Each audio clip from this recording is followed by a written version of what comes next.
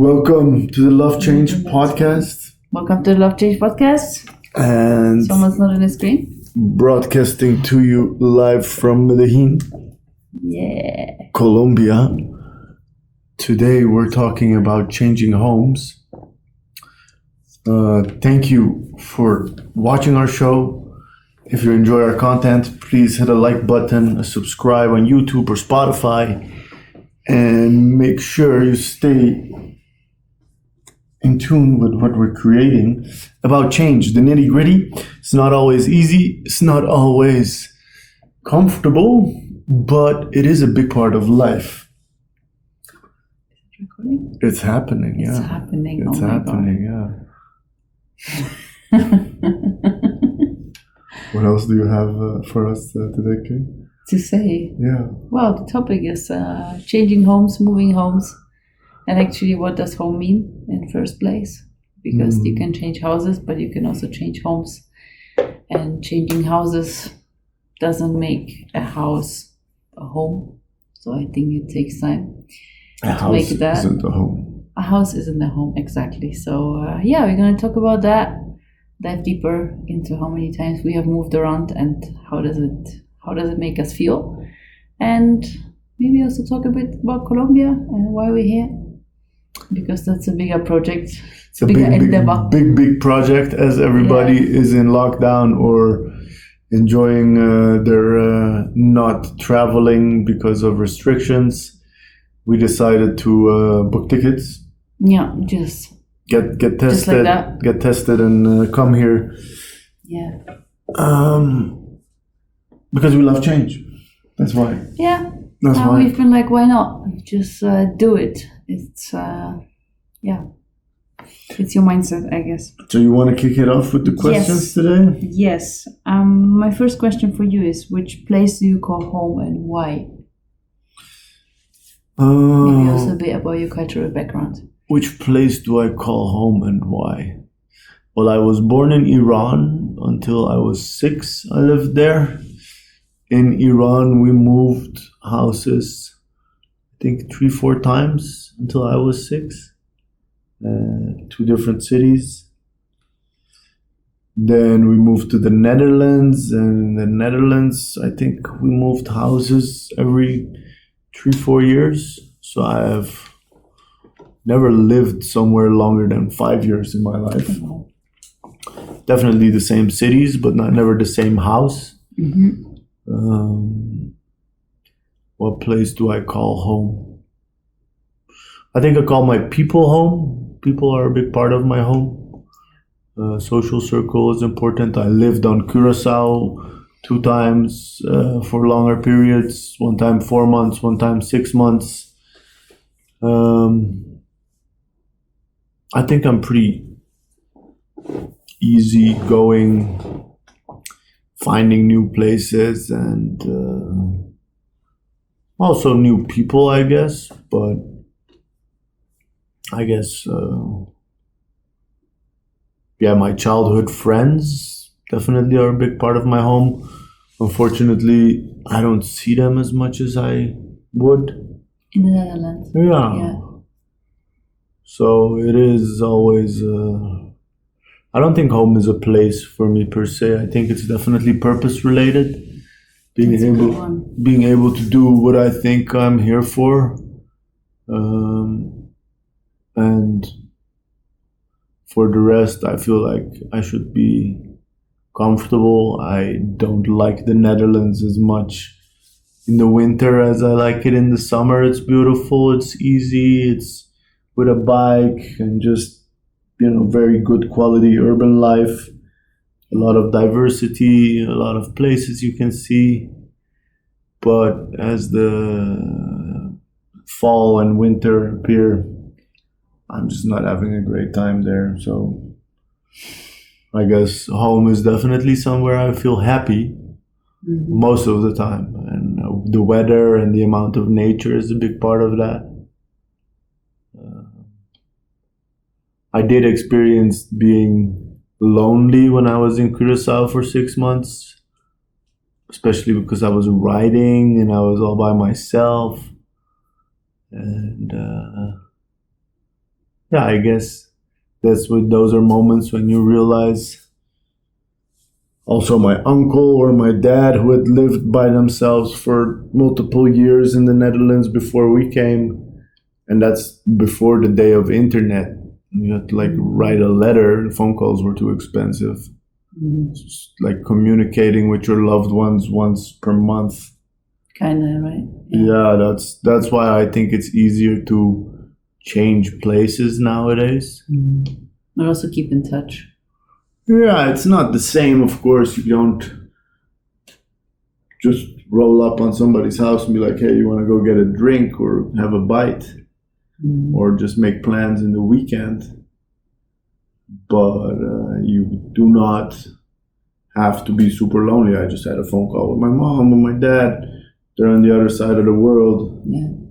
It's not the same as when you're sick that they bring you a cup of soup. So that's I guess definitely a big part of home is also your safety, that people can take care of you, that you can take care of your people. I think one of the biggest reasons I hear people moving back is their parents getting older, sick. You want to be close by. So those are, I think home is eventually just your roots, and mine got pulled apart pretty much from a young age because we moved countries. So most of my family is in Iran, and I have deep, deep love for them, but I haven't been part of their lives for so long. Yeah. And yeah, those are things that you consider also when you're moving continents, that again, you will not be part of each other's lives as much as you used to be. Yeah. So that is, I think that's what makes a home, is definitely family and friends. Yeah. Thanks. Sure thing. The next one. How hard or easy do you find to move countries? Homes and countries? I think countries has to do with languages. I think a big part of feeling lonely is that you don't speak the language, then you feel like a foreigner, or like get more of an outsider complex. Makes it more difficult if you just cannot arrange simple things and just cannot communicate with people. Is super frustrating. Yeah, participate in daily life, kind of, right? I think you notice it when you're stuck. Like daily life might go great because you know how to order your coffee, but I don't know if the toilet breaks, or like when something goes wrong, where you really need to be like, okay, I need to fix something. I need people who are skilled, or I need to speak certain levels of the language. That's what makes it more difficult. For me, I don't find it very difficult, in the sense that most countries I go, I seem to have a look that I belong there for some reason. Like whether it's the Middle East, of course I'm from there. Asia is obvious that I'm not from there, so it's okay. Pretty clear. Yeah, but like the Mediterranean, whether I'm in Italy or Greece or Spain. But also here, I feel like South America, kind of, they just assume it's just another guy. I get asked what time it is, or people ask me for directions, like I know what I'm doing with my life. Yeah, I agree. So that part of it, I don't physically don't stand out that much. Of course, I do have a wheelchair, so that's an obstacle as big as you like to make it. So when I moved to Curacao, I was mostly by myself. I had my bike. I clicked on it, and I was just arranging my life. And people really made a big thing out of it there, that how abnormal it is. Oh, really? Not that they made a big thing out of it, like it's a bad thing, but people were impressed. And I guess I hear it from my own circle as well. Like, okay, you can have an idea or a wish, but to truly follow up on it, be like, okay, I'm gonna put myself in that position and do that. Live by yourself, really test it. Yeah, and Was that a difficult experience? No, I think it's great exercise in trusting people and finding new people and feeling those feelings of loneliness. I didn't allow any visitors. I just was also proving to myself that I can sustain myself by myself without a social network, building a social network, but just like really be independent despite the wheelchair. So that was a big moment for me. I do not like I was living 6 months here, 6 months there, 6 months here, 6 months there. Did that for 2 years. That really dishinged me. Like, of course, it takes a month or so to settle in again, whether you're going here or there. Just seeing your people, hey, I missed you, where we've been, catching up with everybody takes you a month. Yeah. So you're just losing a month on each end. And I found that difficult. I know a friend of mine, Melai, she left Australia for like 3.5 years, and she never stayed in one place. She was always on the go from one. She's a teacher, yoga teacher, so she would teach retreats and here and there and follow trainings. I cannot enjoy living out of a bag that much, despite the dynamics of it. Yeah. Especially, it's super difficult with the wheelchair.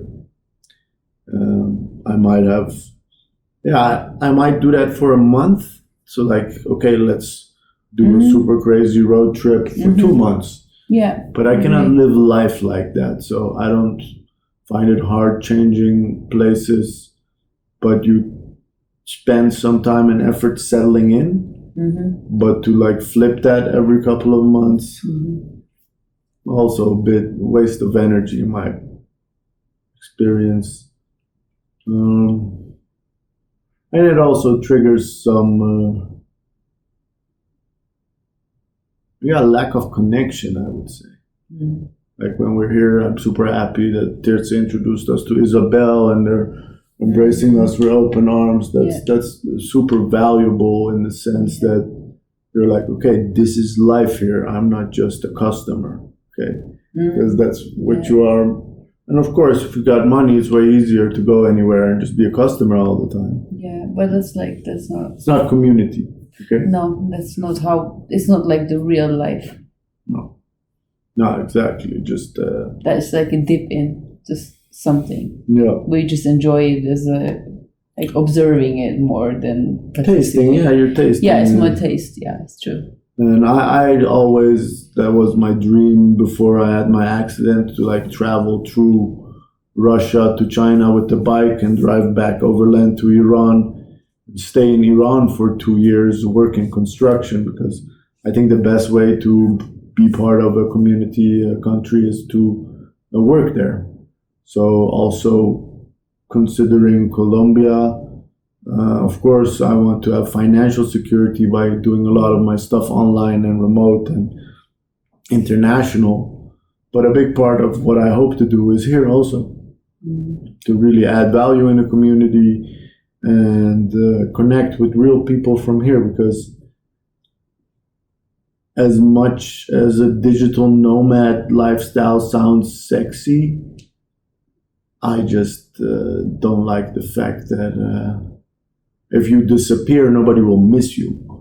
Yeah, I kind of like the sexiness seems sexy, but I think on the second level, it's not really sexy. Like for a certain time, I think it's really nice. Like when you have a couple months or even. I think nowadays, if you're like 23, you can work remotely for your first job. Yeah. You want to see the world, why not? Why spend so much money to live in an expensive city? Probably until you're kind of like in your mid-30s. I believe it works, but at some point, I don't know if you have plans of like, I want to have a family. It just costs energy. Besides family and settling, it's just tiring. When you're younger, you might have that burst of energy to always be exploring. Yeah. But there is also like, how much of my time do I want to spend exploring? I agree. Yeah, so that's definitely something for me. I think it's a beautiful thing. I think everybody should leave their country. think in the Yeah. 21st century, with globalism and like internet connecting the whole world, still we are still living through very tiny scopes. And the best way to broaden your horizon is to experience other places and talk with your hands and feet and Yeah. just have sometimes not great experiences, but get to know yourself better out of your comfort zone. Like, as much as people say, step out of your comfort zone, the biggest one, even in your own country, is go a place you've never been. Yeah, absolutely. Okay, see how you feel about that. Or leave your phone at home. Ask people for the direction. Yeah. That kind of stuff is... That's true. I loved it when we were road tripping in Iran. Our friends, they never had a map or anything. Like, every city we just pulled over at a roundabout, bought a couple of teas, rested a bit, talked a bit with people, asked where we were going, if they had suggestions, what we should avoid. Wow. And the journey was the people showing us where to go. And instead of course, it's normal nowadays. You prepare your trip, you Google stuff, best things to see there, the top 7 in 7 days. Well, this is nonsense. I would say it's nonsense. Like, I never check photos of places that I'm going because I just want to enjoy the first experience by myself and just like soak it in instead of looking at this amazing photo that somebody took 2 days to take. And it's promotional It's kind material. of a place takes you places, and the people takes you places, which is really beautiful. I feel like, I don't know, sometimes if you just like stroll around, you can really discover, just go astray and just discover the city. I think that's really Most beautiful. definitely, yeah, getting lost. Yeah, I'm and I getting think, lost. yeah, what you said is so true. To like, when young people ask me what they should do, I'm like, yeah, go places you've never been. You cannot really communicate, and the second thing is work in service, because that's also like, it teaches you so Restaurants and much in stuff. life. Yeah, That's true. you see the good, bad, and the ugly, really. All So of those 2 things is like best lessons in life, really. it. True. So yeah, and traveling, I think traveling really fills your mind, your heart. Really, is just like, Yeah, a lot of kind of people puts have things into exchanges. perspective. Exchanges are good when you're studying or having like a foster parents kind of situation that you live Yeah, au in pair. with other people. I think au pair is really also very popular, and yeah, I did my internship in New York back then, which was also just like, just on my own. No one approved me going abroad. No. one was happy about me spending so much money on that trip. But I was the one that was just like, I want to learn proper English, and I just really feel like I want to leave. No. I want to leave the community. I want to leave my comfort zone and just get along in a place that I don't know It's true. what it's like. And back then I applied in Big Australia, monster, UK, US, and somewhere else. And it ended up being New York. So Super I chill. think it's really a great experience. Yeah. Thanks for sharing that one. Yeah. My last one for you is, how did you experience moving countries as a kid? Spoke about it a bit already. As a kid, Kinda.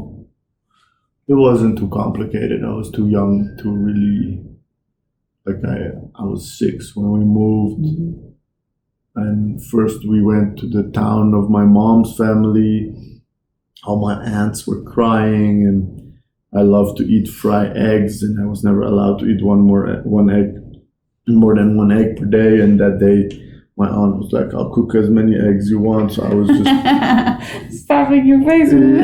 eating fried eggs, thinking this is the best day of my life. Everyone crying, I don't know why. I'm having a good time. And then we got on the plane, of course. And we arrived in Holland, and my uncle picked us up with my dad. And I think moving countries didn't have much of a meaning back then. Of course, suddenly I'm in a school that I don't understand what everybody's saying. Yeah. Picked up the language pretty quickly. I think the most difficult part for me back then was reuniting our family, which was very dysfunctional or broken. Just a a lot of PTSS coming out from my dad's side. Also, my mom, at the age of 30 something, suddenly losing her complete social status, her independence, her income, her ability to communicate. So, super stressful family environment. Yeah. While the Netherlands themselves were, yeah, of course, you're a foreigner. That I noticed as I grew older, that's not a super nice tag to have, that people assume because of my looks that I'm Turkish or Moroccan, and by default stupid and criminal. Might be criminal, but not stupid. So. Exactly. But might be pretty smart being a criminal. I don't know. It's. I think I don't remember losing friends from school. We had family friends. Those I remember not seeing until we got back to Iran again, traveling there. But I really don't. My sister lost friends. Like, she got just accepted to high school. She got like super top percentile of the country ratings, and I guess, I don't know. I don't think it was much of an impact to me because of my age. I think until a certain age. Also, I think because the way we were raised, like we went to school and then came home, we didn't have place staying at friends and all that stuff. My mom was doing everything by herself, so there wasn't as much space for stuff like that. I guess moving for you was different. Maybe you want to share because you moved at a different age. It's quite funny. I really agree. As a kid, you kind of like just take it as it is. You don't judge. You don't, I don't know, think too much about it. You just go with the flow. The first time I moved, I was also around 6, 7-ish. So we tried for the first time, and that time I don't really remember like losing friends. It was just like, okay, well, that's what it is. And I started to pick up the language also pretty quickly, and was just like, yeah, that's just what it is. And then kind of didn't work out. My parents were still not having all the documents to like really be sure that we can stay there. It took a really long time. So they were like, no, not for now. We don't have a house properly, etc., etc. So they put me back. And then it took a couple more years to really move. And then I was 11. So that I also remember, similar like your sister, of like really losing friends, leaving people behind, being super sad about it, and really like realizing, oh my gosh, this is all new. And for me, I think the hardest part was really school, because they put in me one class back, so I needed to repeat one, which was already super annoying. Same with my sister. I just felt, you really feel just stupid. And I was really good at school, and then you just feel really stupid. And then they put me like in the lowest level of those 3 school levels. So I was just like, okay, then like double stupid. And then it was really, I don't know what autopilot was in my head, but it was really a very conscious choice to either like stick with the Polish group, like every foreigner was doing, either the Polish, Russian, whatever Turkish group, and just stay in their lane and not really like care about the German language and like really integrate. But something in me was like, that's not happening. So I really stepped into this whole bubble of discomfort to learn the language super quickly. And within half a year, I was pretty good with my grades. And they were like, no, you can really change schools. Nice. So then I went to the highest one. And then again, it was super much discomfort because that class was already way further. And like English was for me a whole new language, and it was just way more difficult vocabulary back then. So kind of like that was really a very strong experience for me. And I think that, as you said also, for me, it kind of like never allowed me to grow roots somewhere. That's what I'm realizing for myself. I always feel like my roots are very short. Very shallow. Yeah, it's just like, I don't know, I never had that feeling. Like when I go to Poland, visit Poland, I feel home, but also not home. Like I speak the language pretty perfect, but still people are a bit confused of like, what is this accent in her speech, you know?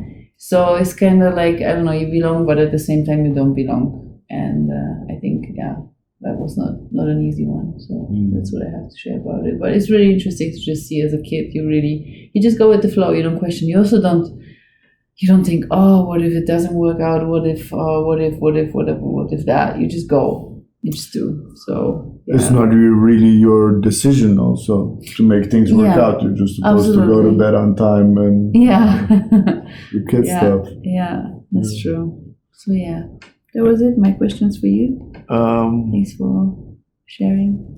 I would like to continue on your story. So you moved to Germany and back when you were 6, and then you stayed at the age of 11. Like, how many times have you moved so far? If you would go through your age. Also within one country, eh? Yeah, all the moves. I think all the moves in total is like probably 12 to 15 times. Pretty plenty. In Poland we moved quite a lot around because it was not easy to find housing. Yeah. So I remember in the beginning we were staying with my grandparents in a super small place. That was really a pain in the ass, especially when I was born. My parents just stayed in the small room that they had. It was not even an extra room. It was kind of really storage. It was not. It was basically their bedroom, my grandparents' bedroom. That's where they were staying. So it was just really super packed tight, not really working out. And then because my mom was the elementary school teacher, then she got extra stages to get a place. And that was basically my favorite place in Poland. It was a one room apartment. It was really sweet. We had a super small bathroom, a small kitchen, and then the big room. And that's kind of the thing in Poland back then. We had one room, and everything was happening in that one room. So when we would have guests, you would extend the table for 20 people, and just everyone would sit in that room, eat, drink, talk, do whatever. And then as a kid, if you would get tired at some point, your mom would be sleeping on the couch. So it would be a couch, sleeping couch, everything. I would do my homework there. My mom would prep her classes there. It kind of was all in one place, but I really loved that place. It was, I don't know, it had especially because it was just one room, it had so much life in it. Yeah, it's happening. It's really, I remember those nights where you don't even get bothered as a kid, but it was really just people were there talking, and then I would get tired and I was just and then she would lay me down just on the couch, which is really sweet. But I guess that's how kids go with the flow. And so that was the second place that I kind of remember. And then we moved to a bigger place where I had my own room for the first time. I was just wow, insane. Wow, super amazing. And then we moved to Germany. And there we moved a couple times. My parents had a rent place, and then we had another rent place. And at some point then bought a place. All in the same city? Yeah, kind of in the same city. Yeah, and then for my studies, I moved to the south of Germany. Also moved around there a couple times, plenty times actually, during studies, but also then working afterwards. Went abroad, came back, and then now almost 4 years ago, I moved to the Netherlands. So that went fast. You went abroad, and then in Germany you always lived in the same city? No, I also moved around. I moved plenty times around. But even during my studies and my first work, I already moved around because I moved with different people, moved out to my own place. That was the most intensive period of moving places. What was intensive about it? No, just really changing places pretty often. How often? Well, during my studies, I was living in the student housing. And afterwards, I moved with one of my exes. Then I moved out. Then I moved in with another guy. Then I moved in by myself. It kind of always went back and forth. This in kind a couple of years. Yeah. So pretty often. Pretty often. And which of these moves would you think were the most difficult for you? I think I don't know, it's not maybe the most difficult, but the most challenging one, I think, was to move to the Netherlands. Just because I really, I didn't have any headspace and time to do it by myself. Literally nothing. So it was it was arranged, but then also, I don't know, it maybe doesn't really feel like moving places if a company is doing that for you. Yeah, if you're not involved in the process. Absolutely, just get your stuff popped into a place and you're this is my stuff, but it's not my place. super weird situation. So I think all the moves before were really very conscious, and I was doing that, and the last one just like happened without me participating in it. Okay. And I found that really hard, because then at some point I really found myself in this huge apartment that I rented back then with my ex. And it was just like, it felt like the me, but 20 years ahead. Like super baller house, like marble floor and like super chic place in a super top location in Amsterdam. And I was just like, I don't know if I really belong in that place. But I could afford it, so it was like, yeah, of course we're gonna take it. So I don't know, that really felt very disconnected for me. And a place that I call home is really important for me. So when I moved out of that place in Amsterdam to my old place, it was really like, yes, that's way more me, and that's way more where I felt home, and where I by myself basically moved from A to B. It was a pain in the ass back then, but it was really just me myself conquering the whole situation, unpacking, getting rid of stuff, etc., etc. So yeah, I think that was the most challenging move. Because that you were not involved in the process, or Yeah. where you moved to? No, because I was not involved in the process. Like moving to New York for half a year was basically 2 suitcases. No, of course. That was it. Just like moving into Furnished. women's housing, only for women, no guys. But that was just really easy. Like, yeah. So it's funny. Yeah. I cannot read what I wrote down here. What is this? Where did you move? Oh, that was it. Yeah. So I heard you say it already a bit, like, this isn't home, that is home. Mm-hmm. Do I belong here? Do I do not belong here? What defines the home for you? I think I said it earlier, and I absolutely agree that it's the people. Kind of like when you find your base of people, when you find your crowd, people that you can connect with, I think that really makes a place home. But at the same time, we talked about it earlier, it's like a house for me like needs some spirit. I really like older houses. I really like the houses in Amsterdam because they have so much spirit, they have so much soul, they have so much history in them. And like all those super modern built houses, they feel so shallow and so dead and empty. So I think that's also really important for me, that there is something that maybe was already lived, lived by someone. Some type of heritage. Yeah, something in it. Like So you would not move into a new place? Preferably not. Preferably kind of no. I was living like when I was working at Hugo Boss back then, I was living in one place. The guy built the whole house, and then he had a little built-in flat in there, and I was staying in there. It was really beautiful, but it really felt empty. I felt like I'm filling it with life, and it kind of took so much energy from me to fill that place with life. So yeah, I don't know. It's just like. But yet at the same time, I also have places that you move into and you're like, there's something funky about this. Yeah, but then you don't move to those places. But if you walk into a place and you feel like there's a heart in it. Yeah. There's a soul, a heart, and an energy in it. I think the biggest part, like my mom's house is, we were the first people to move in it. Mm-hmm. So it was completely naked when we got it. Mm-hmm. And part of that neighborhood that made it easier to just make it into a home were very simple things, that they didn't cut down the big trees, so you can hear birds from the beginning. Yeah. These noises that belong to the earth, so to say, is that's like true. A lot of new construction projects or just urban areas, because it's drawn and completely wipe out what was there to build the new. Yeah, you put the tiny trees, and of course in 20 years it's going to be a nice tree and it's going to come to life. But the first 5 years there is a bit like ghostish, freaky. I think also the material that places are built, interior but also exterior, like as much as I find concrete super chic, it's such a draining material. It really is. As a finish, it's not so great. If you have wood and if you have something warm in it, that's already. Some places make it easier for you to make it a home. Even if it's a newly built project, it can still be easy to make it a home. But some places you just walk in, you're like, never is that gonna feel warm. It's not nice. Yeah. So.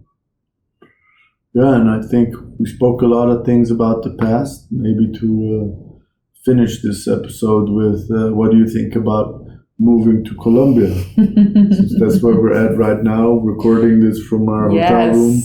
You cannot see the view, but it's amazing. It's raining outside, super hilly, green, clouds in the towers, and that's basically how we wake up, looking out of this window and seeing all those kind of skyscrapers. Yeah, it's we've been here for a week now. I've been pretty settled on the idea of leaving the Netherlands to not live in the cold. That's my motto. I do not want to get old in the cold. Sue me. But what do you think about like your 36, 39, maybe from your age? 43. Come on. You're not getting any younger, that's what I'm saying. That's true. 39. You're 39. How do you feel about moving to another continent yourself? I think for myself, it's kind of really, I like, since we arrived, how friendly people are. Find it really beautiful, like us at the airport trying to get some cash. Jeez, really. We begged our way, Kay begged our way. I begged my way. Like literally, I went to the ATM, tried all the cards 5 times, 5 different options, didn't get any money, went out of the airport, and the guy asked me if I was successful, and I almost started crying. I was just like, no, but we need cash to pay the toll. And then he just like pulled out his purse and gave me some money, which was like, I don't know, it doesn't happen often. It really doesn't happen often. I was invested into, hey, do you have PayPal? I can transfer you the money. It's just like, I don't care, it's fine. Like, take it and good luck and welcome to the country. I find that really beautiful. And all kind of people. Like, you obviously talk hand and feet. I do more than you, but not speaking the language is not easy. But still, people are just like, people are super friendly, and you drop you things. For me, the allergies that I have, I need to watch out for. So if you ask in a bakery what is without milk, people are super friendly. You just drop those 2 words, and then it's hand and feet communication of like how much I want and what works, etc. I find that really beautiful. It's such a nice, open culture. I think it's really, really, just like, if it makes the place feel like home immediately, which is really nice. And I think the city itself really need to get used to it. It's just huge. For what I like, what I'm used to, big cities. Of course, New York is maybe an exception, but it's really huge. Like, it's a big place. The noise. Geographically also, it's very. Yeah, it's really crazy. But at the same time, I'm like, what do I have to lose? I have the same opinion about the Netherlands. As much as I love it, at the same time, it's super small. The winters and falls are just like not comfy at all. Couple of days that are really enjoyable, but apart from that, it's pretty ugly, rainy, and cold. And I think it's just nice. Like back in the days, people would just do it. I remember a friend of mine. He told me the story. He's half Swiss and half Mexican, and his mom, basically with her ex-boyfriend back then, they were choosing between 2 different continents. They were thinking, I think, about going to Asia or South America, or Central America, and they just dropped a coin and they just moved to Mexico. And just like that. And like, why not? Actually, what do you have to lose? I think from Europe. Yeah, and I think we both have a remote business that we are working on, and I think you should stay open-minded to do those things. I think that's really important, to not be like, yeah, but it's nice where I'm at, etc. Yeah, but you don't know what life has in store for you. And I find the quality of life absolutely amazing. And I think it has a certain beauty. It has really a very particular beauty. Like you go around the corner and you sit in a jungle. It's pretty funky. So yeah, I think I haven't fully made up my mind, but I have to say that I really like it. So I think that's. And what are things like you would consider moving to Germany or somewhere else Oh in no, Europe? absolutely not. Germany, I crossed off my list when I left. I was like, thank you.